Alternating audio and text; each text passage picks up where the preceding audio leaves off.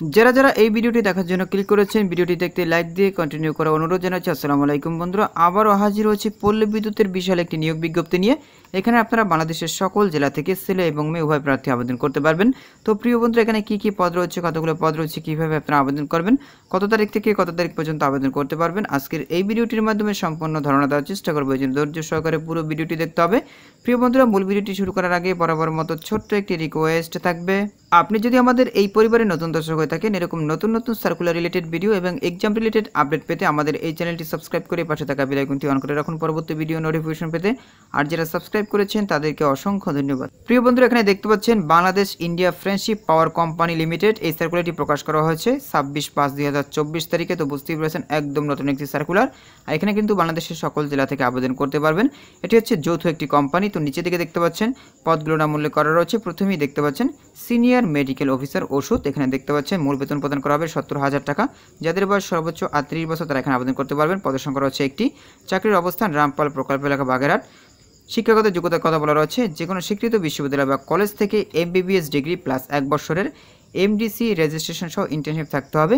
এখানে দেখতে পাচ্ছেন শিক্ষা জীবনে কোনো পর্যায়ে তৃতীয় বিভাগ তারা গ্রহণ করবে না।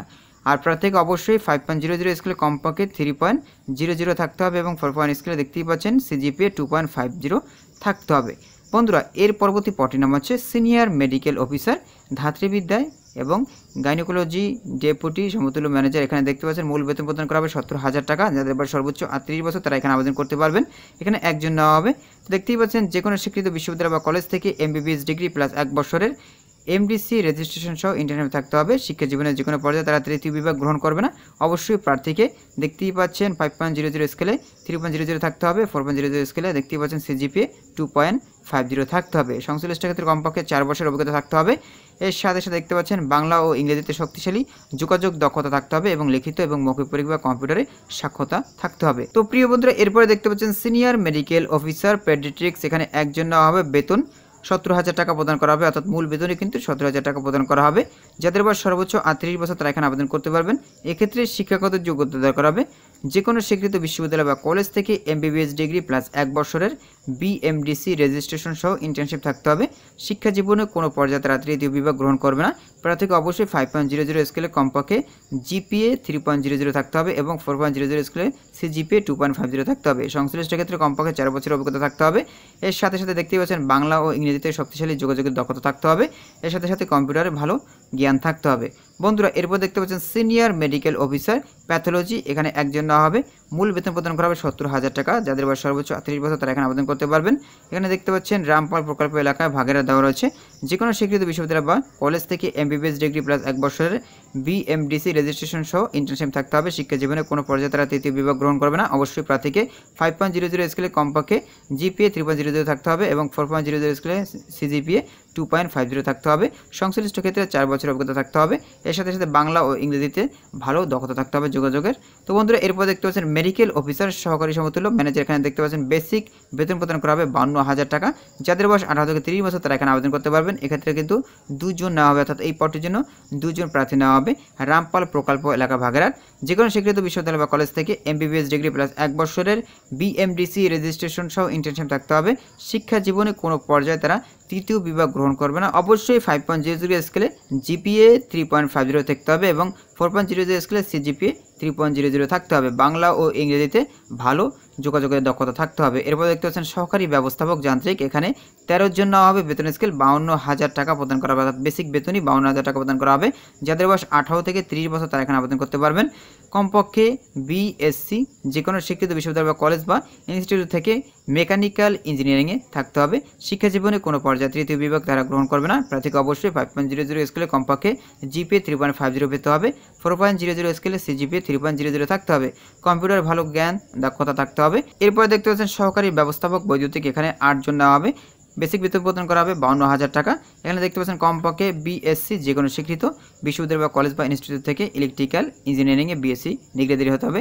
শিক্ষা জীবনে কোনো পর্যায়ে তারা তৃতীয় বিভাগ গ্রহণ করবে না। অবশ্যই দেখতে পাচ্ছেন কম্পিউটার ভালো জ্ঞান ও দক্ষতা থাকতে হবে। বন্ধুরা, এরপর দেখতে পাচ্ছেন সহকারী ব্যবস্থাপক রসায়ন। এখানে 2 জন নেওয়া হবে। বেসিক বেতন প্রদান করা হবে 52,000 টাকা। MSc যে কোনো স্বীকৃত বিশ্ববিদ্যালয় থেকে রসায়নে অনার্স সহ থাকতে হবে। শিক্ষা জীবনে কোনো পর্যায়ে তৃতীয় বিভাগ বা শ্রেণী তারা গ্রহণ করবে না। আর দেখতেই পাচ্ছেন 5.00 স্কেলে কমপক্ষে জিপিএ 3.50 থাকতে হবে প্রার্থীর।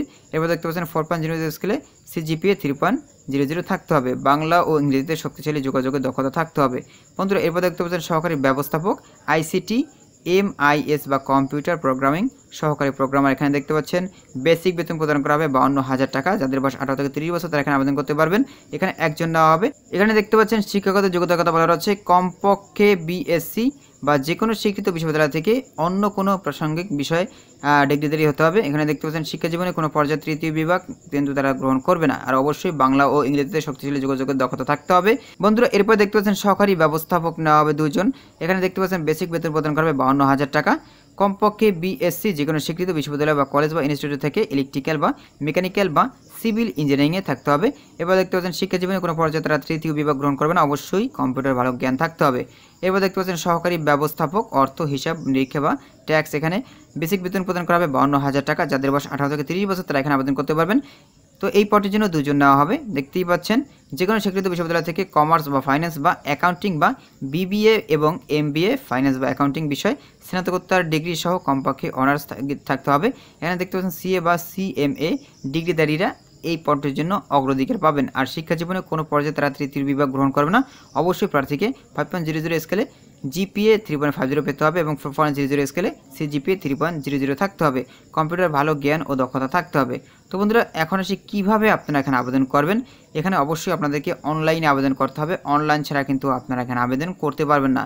তো কীভাবে আপনারা অনলাইনে আবেদন করবেন সেটা কিন্তু এখন উল্লেখ করা রয়েছে। এই যে একটা লিঙ্ক দেখতে পাচ্ছেন http://bifpcl দেখতে পাচ্ছেন .টেলিটক.com.bd। তো মূলত এই লিঙ্কের মাধ্যমে আপনাদেরকে অনলাইনে আবেদন করতে হবে। অনলাইনে আবেদনের শুরু তারিখ হচ্ছে 30/5/2024 আর আবেদনের শেষ তারিখ হচ্ছে 23/6/2024 তারিখ। তো এই তারিখের ভিতরে আপনাদেরকে আবেদনটা করতে হবে। তো প্রিয় বন্ধুরা এখানে আবেদন করতে হলে কত টাকা পে করতে হবে সেটা কিন্তু এখন উল্লেখ করা রয়েছে। এখানে দেখতে পাচ্ছেন টেলিটক প্রিপেড মোবাইল নাম্বারের মাধ্যমে 2টি SMS করে পরীক্ষার ফি বাবদ আপনাদেরকে 1000 টাকা পে করতে হবে 72 ঘন্টার ভিতরে। আর কিভাবে আবার টাকাটা পে করবেন সেটা কিন্তু এখানে দেওয়া রয়েছে। আপনারা ভিডিওটা পজ করে ভালোভাবে দেখে নেবেন। তো আশা করি আপনারা এই সার্কুলার সম্পর্কে বিস্তারিত জানতে পেরেছেন। প্রিয় বন্ধুরা আজকের ভিডিওটি এই পর্যন্ত। পরবর্তীতে নতুন কোনো সার্কুলার নিয়ে আপনাদের মাঝে হাজির হব। সবাই ভালো থাকবেন, সুস্থ থাকবেন। আল্লাহ হাফেজ।